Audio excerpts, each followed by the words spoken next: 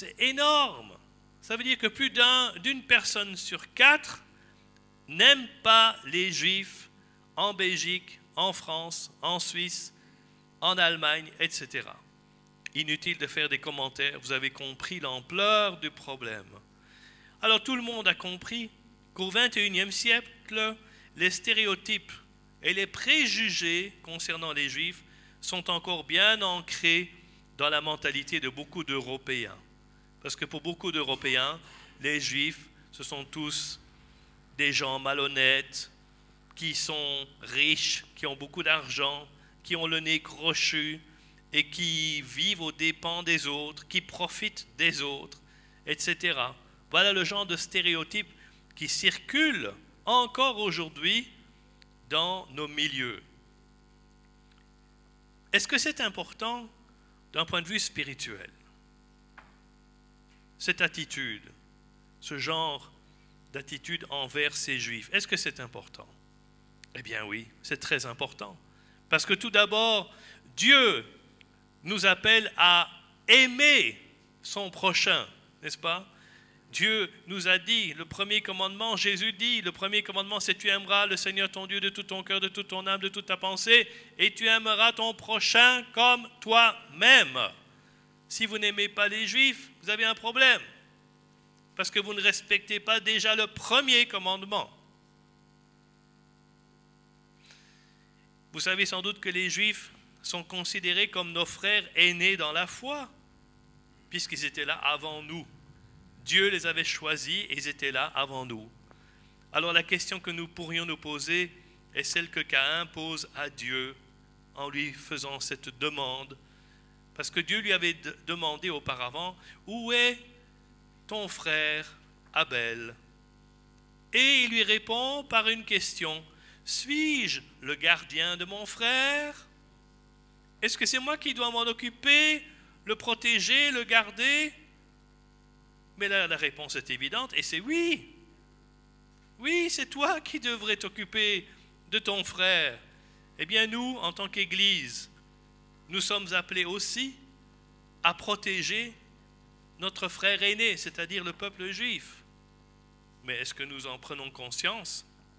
Aujourd'hui, on peut se poser la question, combien de chrétiens ont pris dans le passé, même ici en Europe, et j'en parlais même aujourd'hui à table avec Zeina, qui me parlait du pasteur Dietrich Bonhoeffer, qui est un pasteur allemand, un des rares qui avait osé prendre position contre le nazisme et contre l'antisémitisme, et qui avait essayé de former un groupe avec les autres pasteurs pour combattre ensemble cette abomination, et malgré tout, il n'y est pas parvenu. La plupart des pasteurs ne l'ont pas suivi, mais lui a été arrêté et il a été pendu à la fin de la guerre, de la Deuxième Guerre mondiale, parce qu'il avait osé prendre position. Oui, il y a quelques exceptions, comme ce Dietrich Bonhoeffer, comme Corrie ten Boom, comme le pasteur de Chambon-sur-Lignon en France, qui a incité sa communauté à sauver des Juifs en les accueillant chez eux. Oui, il y a quelques exceptions, mais ce sont des exceptions qui confirment la règle. Et quelle était la règle? C'est que je m'en fiche. Ce peuple a été accusé d'avoir rejeté Dieu par les chrétiens. Ce peuple a été accusé d'avoir tué Dieu, puisqu'on l'a accusé de déicide. Ça veut dire qu'on l'a accusé d'avoir tué Dieu. Homicide, tuer un homme. Déicide, tuer Dieu. Alors, est-ce possible de tuer Dieu pour commencer?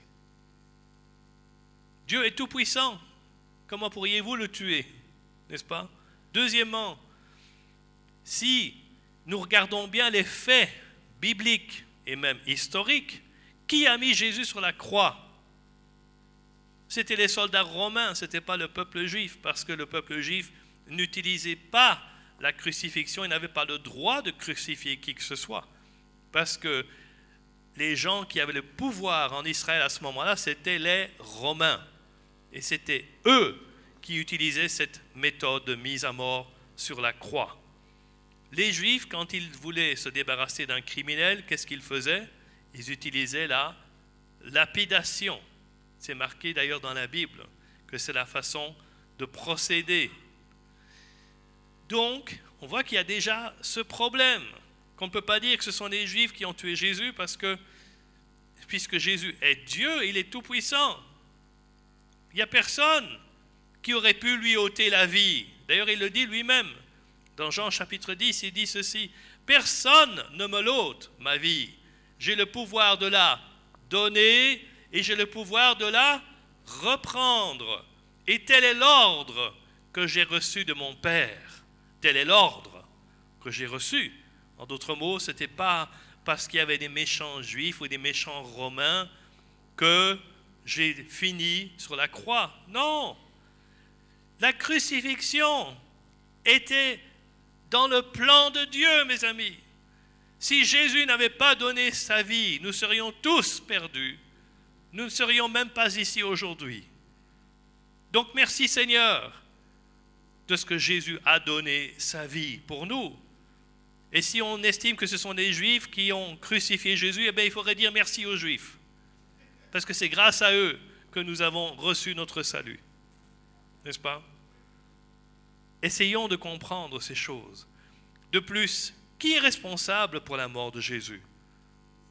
Mais c'est nous tous, car c'est à cause de nous que Jésus a donné sa vie. Quand nous confessons nos péchés, nous disons « Seigneur, merci parce que tu as pris ma place sur la croix. C'était moi qui aurais dû être là, crucifié. Ce sont mes péchés qui t'ont mis sur la croix. Donc c'est moi qui suis responsable. Et vous, et nous tous. On ne peut pas blâmer un peuple en disant c'est à cause de vous que Jésus est mort. Non, c'est à cause de nous tous. Tous ceux qui sont venus auparavant et tous ceux qui viendront après, c'est pour nous tous qu'il a donné sa vie. Donc, enlevez cette notion de déicide de votre esprit une fois pour toutes. Ne dites plus que ce sont les Juifs qui ont crucifié Jésus ou qui l'ont tué. Et puis, nous devons voir ce qu'il est écrit par rapport à ses frères. Dans Matthieu chapitre 25, on voit ce passage étonnant, intéressant, parce qu'il parle là du jugement des nations à la fin des temps.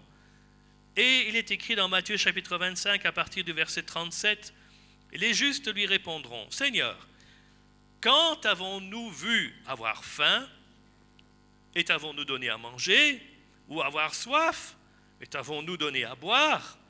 Quand avons-nous vu étranger, et t'avons-nous recueilli, ou nu, et t'avons-nous vêtu? Quand avons-nous vu malade, ou en prison, et nous sommes allés vers toi? » Et le roi leur répondra, écoutez bien, « Je vous le dis en vérité, toutes les fois que vous avez fait ces choses à l'un de ces plus petits de mes frères, c'est à moi que vous les avez faites. » Alors là, il utilise un terme en grec, enfin dans notre Bible c'est en grec, bien sûr Jésus parlait en araméen, on le sait tous, mais ici dans le texte c'est écrit le mot adelphos. Et ce mot adelphos veut dire des frères d'un même sein, du sein de la maman, donc des frères de chair et de sang. Donc de qui est-ce qu'il parle? Il parle des Juifs.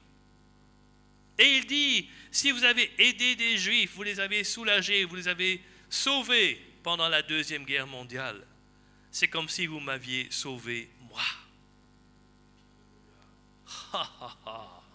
Ça change tout, n'est-ce pas? Parce qu'alors là, le jugement des nations, selon ce passage, voudra dire que nous serons jugés, nous en tant que nation, sur la façon dont nous nous serons comportés envers ce peuple. Ça, c'est grave. Parce que malheureusement, il y a beaucoup d'églises qui n'ont rien fait pour aider ce peuple. Ces Juifs avaient faim, on les a laissés mourir de faim. Ils avaient soif, on les a laissés mourir de soif. Ils étaient sur le point d'être exterminés dans des camps de concentration. On n'a rien fait pour empêcher qu'ils soient emportés. Vous voyez le problème? C'est que nous n'avons pas fait ce que nous aurions dû faire. Eh bien, on va se retourner vers la reine Esther. Dans ce livre d'Esther, nous allons prendre quelques passages. Tout d'abord, au verset, donc c'est Esther chapitre 1, et du verset 1 à 4, il nous est dit que les Juifs sont dans la désolation. Je ne sais pas si on peut mettre le passage sur l'écran. Est-ce qu'il y a moyen d'avoir le passage Esther chapitre 1 sur l'écran? Comme ça, vous pouvez tous suivre avec moi. Esther chapitre 1. C'est possible ou pas? C'est possible de mettre le verset? Non, sinon ce n'est pas grave. En tout cas, prenons-le déjà dans nos Bibles, si vous avez votre Bible avec vous. Esther chapitre 1. Et voilà ce qu'il est écrit. Pardon, on va prendre le chapitre 4, parce qu'on ne va pas recommencer toute l'histoire. Esther chapitre 4, verset 1. Informé de tout ce qui se passait, Mardochée, donc c'est l'oncle d'Esther, déchira ses vêtements, se couvrit d'un sac et de cendres, puis sillonna la ville en criant à pleine voix son amertume. Il alla ainsi jusqu'aux abords de la porte du roi, car son entrée était interdite à toute personne habillée d'un sac. Dans chaque province, partout où arrivait le messager du roi, qui avait valeur de loi, les Juifs menaient grand deuil, avec jeûne, pleurs et lamentations. Beaucoup avaient pour lit le sac et la cendre. Et lorsque ses servantes et les eunuques vinrent lui rapporter ce qui se passait, la reine Esther en fut toute bouleversée. Elle fit parvenir des vêtements à Mardochée, son oncle, pour le pousser à s'habiller et à retirer son sac, mais il ne les accepta pas. Donc on voit la désolation de ce peuple auquel on a annoncé « on va bientôt se débarrasser de vous ». Ça ne vous rappelle pas la situation pendant la Deuxième Guerre mondiale où le plan d'Adolf Hitler, c'était de se débarrasser du peuple juif. La question juive, c'était ça. C'était d'essayer de se débarrasser de ce peuple une fois pour toutes. Eh bien là, on voit que ce peuple juif est dans la désolation, bien entendu. Mais qu'en est-il, si on veut faire un parallèle, quand les Juifs sont dans la désolation aujourd'hui, parce qu'on les maltraite, on les tue, même il y a à peine un mois, à Bruxelles, au musée juif de Belgique, dont je suis membre, figurez-vous, mais pas depuis lors, bien avant, un personnage est entré dans l'entrée de ce musée à Bruxelles, rue des Minimes, et a tiré, a fait feu sur un couple, 2 Israéliens qui étaient là, en voyage, pour fêter leur 18e anniversaire de mariage, figurez-vous, et il laisse derrière eux 2 filles, une de 15 et une de 16 ans. Il les tue de sang-froid. Puis, il va rentrer dans la petite entrée où se trouve la caisse du musée. Et là, il tire sur 2 autres personnes, une dame française qui était bénévole au musée et un jeune homme de 24 ans à peine, aussi un juif. Et voilà, et puis cet homme s'en va après avoir fait ce carnage, tout simplement parce que ces gens se trouvaient là dans ce lieu qui est un musée juif, et donc il s'est dit 9 chances sur 10, ce seront des juifs qui seront là. Donc c'était l'intention, c'était de tuer du juif. Et pendant donc que ce genre de choses se passe, que les juifs sont dans la désolation, que font les chrétiens? Est-ce qu'ils pleurent avec ceux qui pleurent, comme on nous encourage à le faire, même dans le Nouveau Testament? Ou est-ce que le sort des Juifs nous laisse indifférents? Vous savez que Elie Wiesel, c'est un homme qui était un rescapé de la Shoah, aussi de cette tragédie de la Deuxième Guerre mondiale. C'est un Juif qui est né en Roumanie. Et il a dit ceci un jour, il a dit « Le contraire de l'amour, ce n'est pas la haine. Non, le contraire de l'amour, c'est l'indifférence. Qu'est-ce que ça veut dire? Ça veut dire que quand quelqu'un est maltraité, opprimé, persécuté, et que nous sommes indifférents, eh bien c'est parce que finalement nous n'aimons pas cette personne, que nous n'avons aucun sentiment pour ses souffrances. Quand un peuple souffre dans le monde aujourd'hui, quels sont vos sentiments? Est-ce que ça vous laisse indifférent? Vous vous dites, oh, tant que ce n'est pas moi et ma famille, tant pis, c'est dommage pour eux, mais moi j'ai d'autres problèmes à régler. Ce peuple me laisse indifférent, que ce soit les Juifs ou même d'autres peuples. Est-ce que c'est notre attitude ou est-ce que nous avons de la compassion? Qu'est-ce que ça veut dire avoir de la compassion? Ça veut dire sentir les sentiments de l'autre, pleurer avec l'autre et essayer de l'aider, au moins essayer de l'aider, ne fût-ce que par la prière. Est-ce que vous savez qu'il y a 150 millions de chrétiens qui sont persécutés dans le monde aujourd'hui pendant que je vous parle? Dans le premier pays où ils sont persécutés, c'est la Corée du Nord. Et puis dans tout un tas d'autres pays musulmans où ils sont persécutés, torturés, tués pour leur foi, à cause de leur foi. Est-ce que ça nous laisse indifférents? Si oui, comment pouvez-vous dire que ce sont vos frères et vos sœurs dans la foi? Est-ce que c'est comme ça que vous traiteriez votre frère ou votre sœur qui serait dans la douleur, dans la souffrance, persécuté? Qu'est-ce que c'est comme compassion? Avons-nous de la compassion?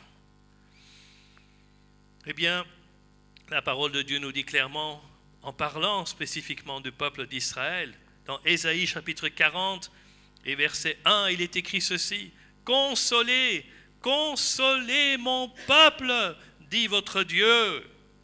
Parlez au cœur de Jérusalem et criez-lui que sa servitude est finie, parce qu'elle a reçu de la main de l'Éternel au double de tous ses péchés. » Ça suffit avec ce genre de souffrance, parce qu'Israël et le peuple juif a déjà reçu au double de tous ses péchés. Et le verset 3 dit ceci: « Une voix crie dans le désert, préparez au désert le chemin de l'Éternel, aplanissez dans les lieux arides une route pour votre Dieu. » Vous savez que Jésus revient. Il est en route. Mais il y a des obstacles sur la route. Et un de ces obstacles, c'est l'antisémitisme. Cette haine des Juifs. Et même cette indifférence envers les Juifs. Ça, c'est un des obstacles. Parce que Jésus reviendra où? Il revient à Jérusalem, là d'où il est parti. Et il attend seulement que ses frères, là, à Jérusalem, prononcent ces paroles. Baruch haba Beshem Adonai. Béni soit celui qui vient au nom du Seigneur. Vous ne me verrez plus, a dit Jésus, jusqu'à ce que vous disiez ces paroles. C'est le peuple qui habite à Jérusalem qui a la clé dans sa main. Quand ils vont commencer à dire ces paroles, alors à ce moment-là, Jésus va savoir, on m'attend, je suis le bienvenu dans ma patrie, à Jérusalem, dans ma ville bien-aimée, pour laquelle il avait pleuré. Il va dire maintenant, c'est le moment de revenir, puisqu'ils m'invitent, ils me disent, béni soit celui qui vient au nom du Seigneur. Tant que les habitants de Jérusalem ne prononceront pas ces paroles, Jésus ne reviendra pas. Est-ce que vous aviez réalisé cela? L'importance de ces paroles que le peuple juif doit prononcer à Jérusalem. Tant qu'ils ne prononceront pas ces paroles, Jésus ne reviendra pas. Désolé. Ça me fait mal au cœur parce que moi j'aimerais bien que Jésus revienne aujourd'hui, maintenant. Viens Seigneur Jésus. Oui, viens. Mais il dit, vous ne me verrez plus jusqu'à ce que vous prononciez ces paroles. Il faut qu'on prie pour que les habitants de Jérusalem prononcent ces paroles. C'est ça qui va déclencher son retour. Et puis, au verset 7, toujours dans Esther, chapitre 4, nous lisons ceci. « Et Mardochée lui raconta tout ce qui lui arrivait. Il lui précisa même la quantité d'argent qu'Aman avait promis de verser dans le trésor du roi. Pourquoi ? Pour pouvoir faire disparaître les Juifs. On paye même des armées, des organisations dans le monde pour se débarrasser une fois pour toutes de ces Juifs. La solution finale. Parce que beaucoup de gens pensent que c'est à cause des Juifs qu'il y a des problèmes dans le monde. En réalité, ils sont le bouc émissaire par excellence. Qu'est-ce que ça veut dire un bouc émissaire? C'est le bouc sur lequel le prêtre, le grand prêtre du temple à Jérusalem, mettait tous les péchés du peuple, et puis ce bouc était immolé, tué, sacrifié. Et voilà ce qu'on a voulu faire avec les Juifs, avec Israël. On a voulu en faire un bouc émissaire, le scapegoat en anglais. C'est-à-dire le bouc sur lequel on va mettre tous les péchés du peuple et l'accuser et le tuer. C'est ça l'idée. Certains sont même prêts à se faire sauter comme des kamikazes pour en tuer le plus possible. Certains sont même prêts à kidnapper de jeunes enfants, adolescents, et de les tuer de sang-froid, comme cela vient d'arriver il y a à peine quelques jours en Israël. 3 jeunes, 2 de 16 ans, 1 de 19 ans, tous les 3 étudiaient dans une école religieuse en Israël. Ils étudiaient la Bible, la Torah. Qu'est-ce qu'ils avaient fait de mal? Ils étaient juifs. C'est ça l'accusation. Et ceux qui les ont kidnappés ont préféré les tuer plutôt que de prendre des risques, d'être trouvés. Mais ils seront trouvés, ne vous inquiétez pas. L'armée d'Israël va finir par les trouver. Parce que Dieu est avec eux, numéro 1. Et numéro 2, l'armée d'Israël est une armée bien organisée. Ne vous y trompez pas. C'est inévitable. On continue, toujours dans Esther chapitre 4, verset 8. Il ordonna qu'Esther se rende chez le roi. Donc Mardochée, son oncle, lui dit, tu vas te rendre chez le roi pour lui demander grâce et l'implorer en faveur de ton peuple. Oui. Est-ce que c'est le genre de choses que nous serions prêts à faire? À nous rendre auprès du roi et implorer grâce pour ce peuple? Nous voyons ici qu'il n'est pas permis de rester indifférent. On a parlé de l'indifférence tout à l'heure. Mais ici, l'oncle d'Esther lui dit, tu n'as pas le choix. Tu vas devoir te rendre chez le roi. Et cela pouvait être très dangereux de se présenter devant le roi sans y avoir été invité. Parce que ce n'est pas vous qui vous présentez chez le roi, c'est le roi qui vous convoque et qui vous dit, venez monsieur, je vous attends tel jour à telle heure. Ce n'est pas vous qui allez frapper à sa porte en disant, bon, je voudrais vous adresser la parole. Ah non, c'est pas comme ça que ça fonctionne. Donc, il y avait un risque en se présentant chez le roi. Eh bien, il nous est aussi demandé à nous qui vivons aujourd'hui de prendre position, même pour ce peuple, et de nous présenter devant le roi des rois et intercéder en faveur de son peuple. Parce que Jésus était juif. Quand Jésus est né, il était juif, n'est-ce pas? Il est né en tant que juif, il a été circoncis en tant que juif. Il a fréquenté le temple et les synagogues. C'est bien des lieux juifs, ça. Et puis il est mort avec cette accusation au-dessus de sa tête. Jésus de Nazareth, le roi des Juifs. De la crèche à la croix, il est le roi des Juifs. Et il est toujours le roi des Juifs. Pour l'éternité, parce que Jésus-Christ est le même hier, aujourd'hui et éternellement. Il n'a jamais renié son peuple. Et c'est pour cela qu'il revient à Jérusalem, et non pas à Rome, ou à Washington, ou ailleurs. Non, il revient vers son peuple, parce que Jésus n'a jamais renié son peuple. Eh bien, nous devons nous présenter devant le roi pour intercéder en faveur de son peuple. Verset 11, toujours Esther chapitre 4. Tous les serviteurs du roi et le peuple des provinces du roi savent qu'il existe une loi prescrivant la peine de mort, imaginez-vous, contre quiconque, homme ou femme, entre chez le roi dans la cour intérieure sans avoir été appelé. Quelques chrétiens, pendant la Deuxième Guerre mondiale, ont eu le courage de prendre position pour sauver des Juifs, comme je le disais tout à l'heure. Corrie ten Boom, par exemple, cette dame hollandaise, et sa famille ont fait ce choix. Ils ont décidé de cacher des Juifs dans leur maison, là, à Amsterdam. Mais ne vous faites pas d'illusions, cela leur a coûté très cher.